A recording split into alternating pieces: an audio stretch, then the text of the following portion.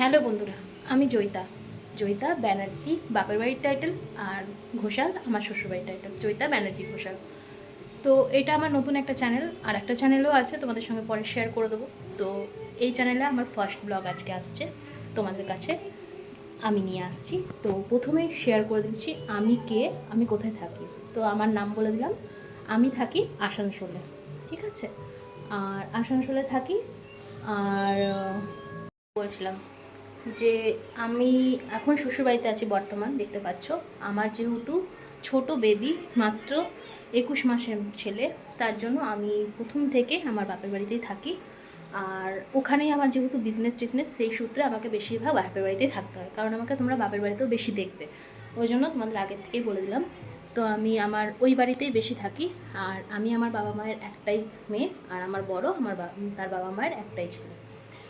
তো ওই জন্য আমরা দুটো ঘরই আমাদেরকে মেনটেন করতেই হবে অবশ্যই। আর ছেলের জন্য বিশেষ করে আমাকে ওখানে থাকতে হয়, কারণ সে দিদান্ত প্রাণ, তার দিদাই সব, এরকম ব্যাপার। আর যত বড় হচ্ছে এখানে এখন থাকতে শিখেছে, তো আমরা মাঝে শ্বশুরবাড়িতে এসেও মাঝে মধ্যে থাকি। তো এটা আমার শ্বশুরবাড়ি, দেখতেই পাচ্ছ। আজকে আমি শ্বশুরবাড়ি থেকে ফার্স্ট ব্লগ তোমাদের শেয়ার করছি। তো আজকে কি করছি না করছি এটা তুমি শুধুমাত্র আজকে আমি কোথায় থাকি, কি করি না করি, সেটার ডিটেলস তোমাদের সঙ্গে তুলে ধরলাম। এরপর আস্তে আস্তে তোমরা আমার ছেলেকে, আমার আমার পরিবারের সবাইকে তোমরা দেখতে পাবে। তো তার জন্য অবশ্যই কিন্তু আমার চ্যানেলটা সাবস্ক্রাইব করতে হবে, পাশে থাকতে হবে। আর আমার চ্যানেলের নামটা হচ্ছে জয়িতা ডেলি ব্লগ। আর একটা চ্যানেল আমার আছে, সেটা আমি আস্তে আস্তে তোমাদের সঙ্গে তুলে ধরবো। তো আজকে সারাদিন কী করছি না করছি, ছোটোখাটোর মধ্যে একটা ব্লগ তোমাদের সঙ্গে শেয়ার করছি, দেখতে থাকো। দেখো বন্ধুরা, তোমরা তো ইন্ট্রোটা আগে দেখে নিলে।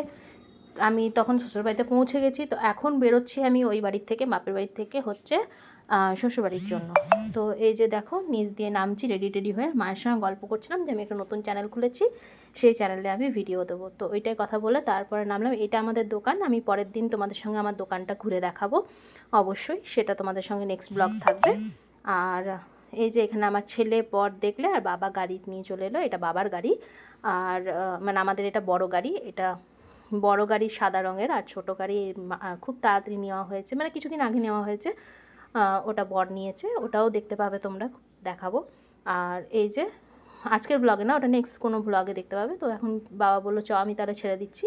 তাই গাড়িতে বসে গেছি, সামনে বাবা মানে আমার ছেলে আর ওর বাবা বসেছে, আর আমার বাবা গাড়ি চালাচ্ছে, ড্রাইভ করছে। আর আমাদের ওখান থেকে ছেড়ে বেরিয়ে পড়েছি, পাড়া ছেড়ে বেরিয়ে পড়েছি। আর এখানে দেখো, আমাদের এখানে মন্দির আছে মা ছিন্নমস্তা, সেই জন্য আমাদের এখানে নাম হয়েছে মা মানে ছিন্নমস্তা জায়গাটার নাম। তো সেই মন্দিরও তোমাদের সঙ্গে কোনো একদিন ঘুরে দেখাবো অবশ্যই। যারা আমার নতুন চ্যানেলের সাবস্ক্রাইবার আছো তারা অবশ্যই দেখতে থেকো, পাশে থেকো, চ্যানেলটা সাবস্ক্রাইব করে দেবে। আর এটা আমাদের আসানসোল কোর্ট, সেই কোর্ট চত্বর দিয়ে গিয়ে আমার সামনেই শ্বশুরবাড়ি, কোর্টের এখানেই। তো একটু আসতে হয়। যারা জানো তারা, যারা আসানসোলবাসী তারা বুঝবে, আর যারা আসানসোলে নয় তারা তো অবশ্যই দেখতে থাকো, তোমরা তো আর এখন বুঝবে না। তো তারপরে দেখো, আমি আমার শ্বশুরবাড়ির পাড়ায় ঢুকে পড়েছি। আর পাড়ায় ওখানে মেন মোড়টাতে বাবা নামিয়ে দিয়েছিলো, বাবা আর ঢোকেনি, কারণ বাবার কাজ ছিল, বাবা অফিসে চলে গেছে। আর অফিস বলতে আজকে রবিবার মনে হয় আচ্ছা সোমবার, হ্যাঁ অফিস আছে। আমি বারবার রবিবার আর সোমবার মধ্যে মিস্টেক করে ফেলি, জানো তো। আর এই যে এখানে ওর বাবা ওকে নিয়ে আগেই চলে গেছে, আর আমি এখানে হেঁটে হেঁটে পিছনে আসছি। আর অবশেষে আমি ঘরে ঢুকে পড়লাম। আর ঘরে ঢুকেই এখানে বসে শাশুড়ি মা একটা কুকার কিনেছিল, আমার ছেলে কুকার সাবান এগুলো নিয়ে খেলতে খুবই ভালোবাসে। তো ওই কুকারটাই আমি দেখছিলাম কি কিনেছে না কিনেছে, ছেলেকে দিল। আর তারপর শাশুড়ি মা দিয়ে দিয়েছিলো আমাকে মুড়ি, আচারের তেল দিয়ে, চানাচুর দিয়ে, তাই খেতে বসে পড়েছিলাম। আর ছেলেকে বললাম খা, বললো খাবো না। ও তো এত দুরন্ত কিছু বলার নেই। 21 মাসের বাচ্চা, আমি যদি তোমার সঙ্গে যদি ব্লগে শেয়ার করি তোমরা বুঝতে পারবে যে ও কতটা দুরন্ত, কতটা চঞ্চল বাচ্চা আমার।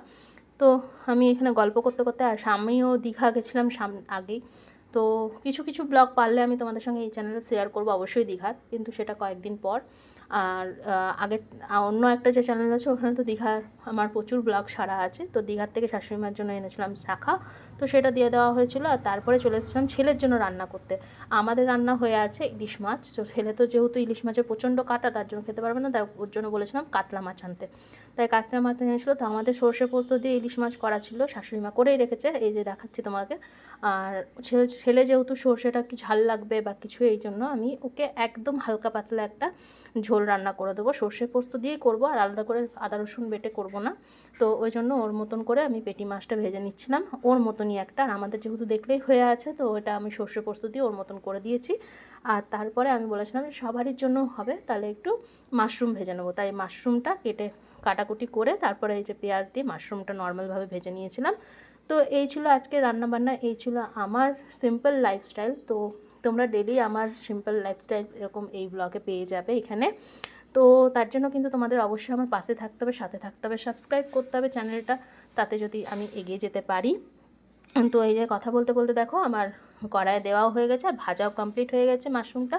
আর আমার জানো তো মাশরুম খুব ফেভারিট একটা জিনিস খাবারের মধ্যে, মানে ভাতের সাথে। তো চলো আজকের ব্লগটা এতটা, ভালো লাগলে অবশ্যই পাশে